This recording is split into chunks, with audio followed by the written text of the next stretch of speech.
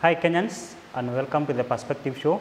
My name is Maina Kamunya, and today we want to start by appreciating the efforts of our religious leaders and also the international community. Remember, in a previous video, we had requested and called upon our religious leaders, the community leaders, and also the international community and partners that they should arise and ensure that they held the discussions with the Azimio and also the government to ensure that the tension that was building in our nation does not escalate beyond that and cause political instability in our nation. So tunataka kusema hongera kwa all the religious leaders, tunataka kusema hongera kwa the international community because of the work you have done. Secondly, we want also to appreciate our president, Dr. William Samoei Ruto, for acknowledging that for sure Kenya is greater than any one of us, and the time has come. We cannot continue fighting. We cannot continue engaging in activities that will delay and distract us from building our nation. Remember, one thing that is so unfortunate or reality about war, it doesn't matter how long you fight. It doesn't matter how struggles and war takes. At the end of it all, you shall find yourself in the table. So a wise man would ask himself, if at the end of it, if no matter how long we take to fight, if no matter how long we take to fight each other, at the end of it we shall find ourselves in the table of discussion. Why not start from the table of discussion that before wasting a lot of energy and a lot of time fighting, let us first of all just engage and see whether we can be able to solve the issue at hand. So thank you very much, Mr. President and your government, and also thank you, Azimio Brigade led by Right Honorable the former Prime Minister, Raila Amolo Odinga, for calling off demonstrations to give negotiations a chance. Is a step toward building our nation. This is a step showing that for sure both of you as leaders, you know that Kenya is bigger than both of you and that Kenya needs peace and conducive environment for business and investment for us to be able to progress and maybe move out from this third world country and become a first or second world country in the world. So thank you very much. We really appreciate your loyalty and your patriotism towards our motherland, Kenya.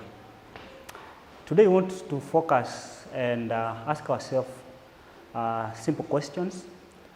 Now that we have this a good political environment, we have a new dawn politically. What steps should the Kenya Kwanza government should take to ensure that the state we have found ourselves in, or the reason that had brought our nation to where we are today, that we shall never find ourselves there again? Can we be able to solve this issue once and for all?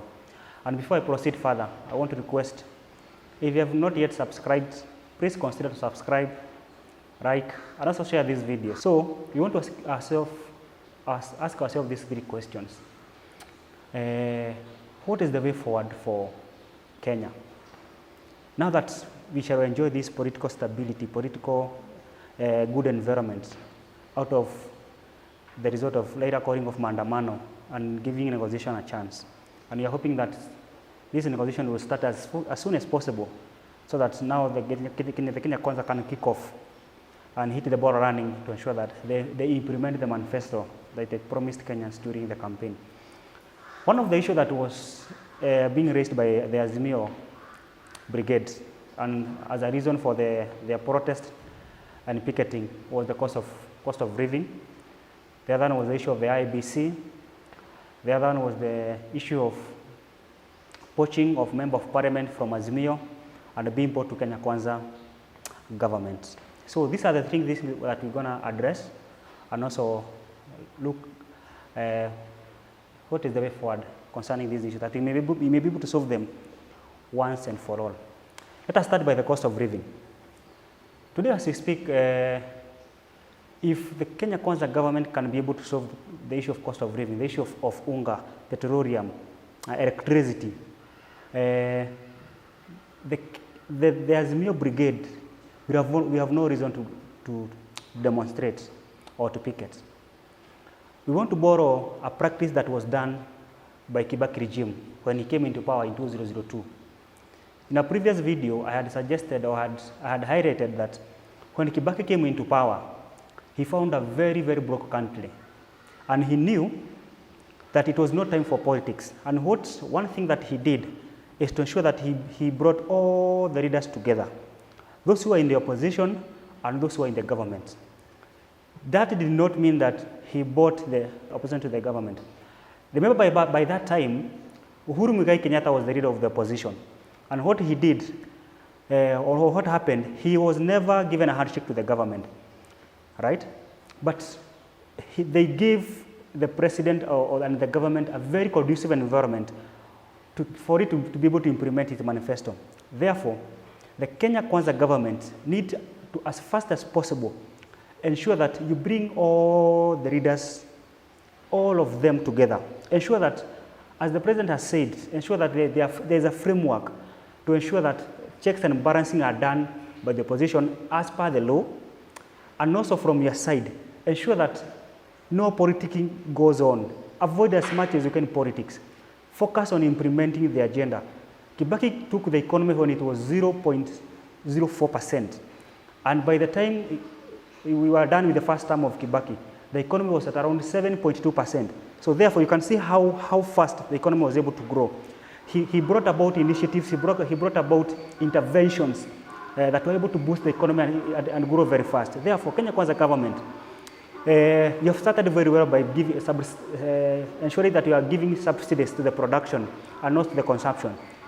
If you have good political environment, it will be easier for you to ensure that you are able to do more, leave around agriculture. Now coming to SMEs. You can be able to boost the SMEs, come up with initiatives, come up with policies, come up with interventions that will boost the SMEs and also other small and micro enterprises, so that the economic activities resume as fast as possible.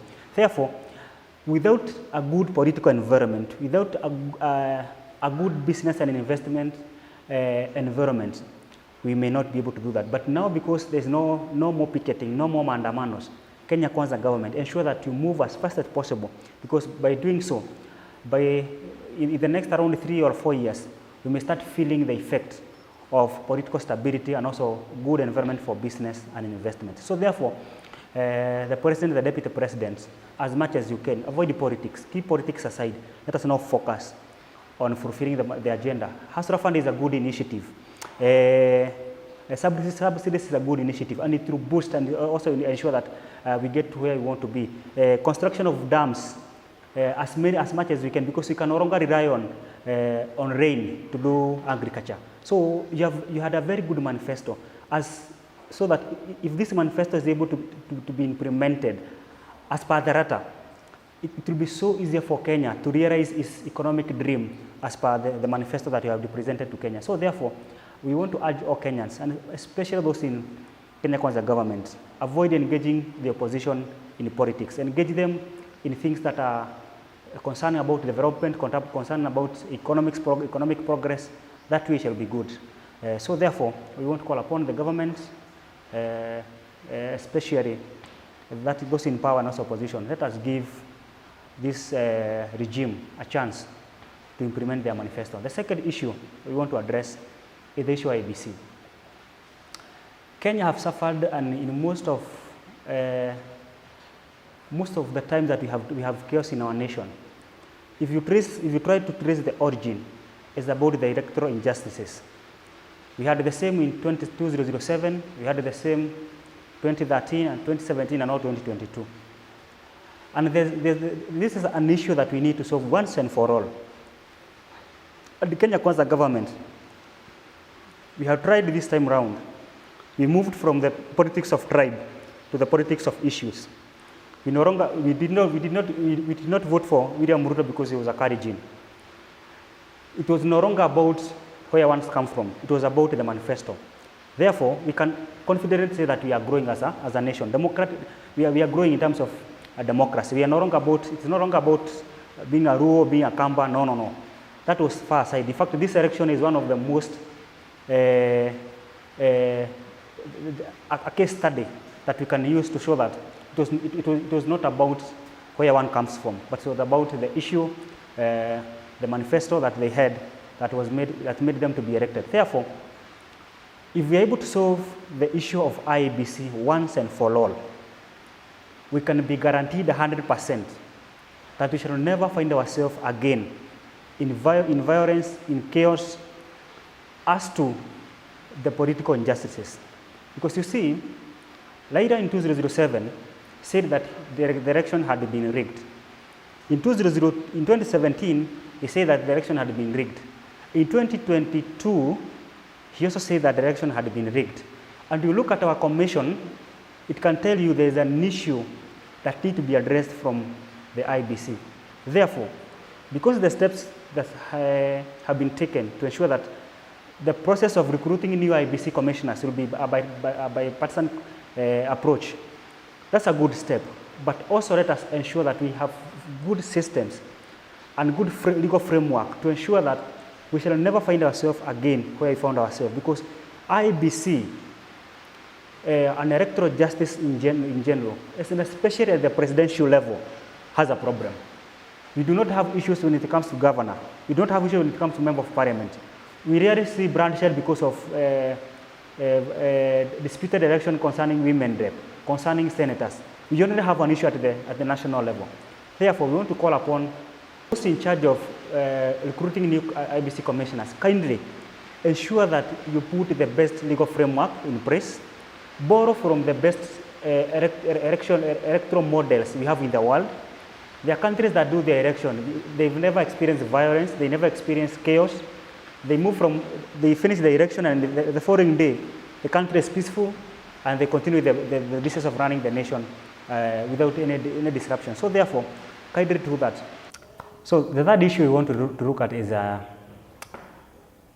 it time that we as Kenyans relook and ask ourselves, is the pure presidential system the best system of governance for a growing democracy?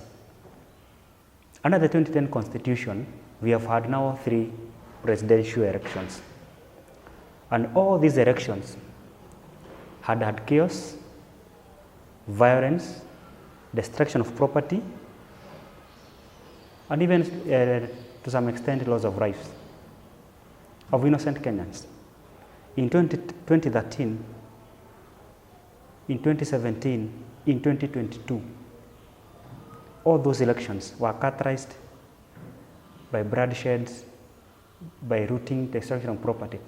And therefore, we need to ask ourselves, and especially the current regime, before your time of 5 years comes to an end, is it time that you can initiate, maybe we Kenyans, or through the parliament, we initiate a process to look at the best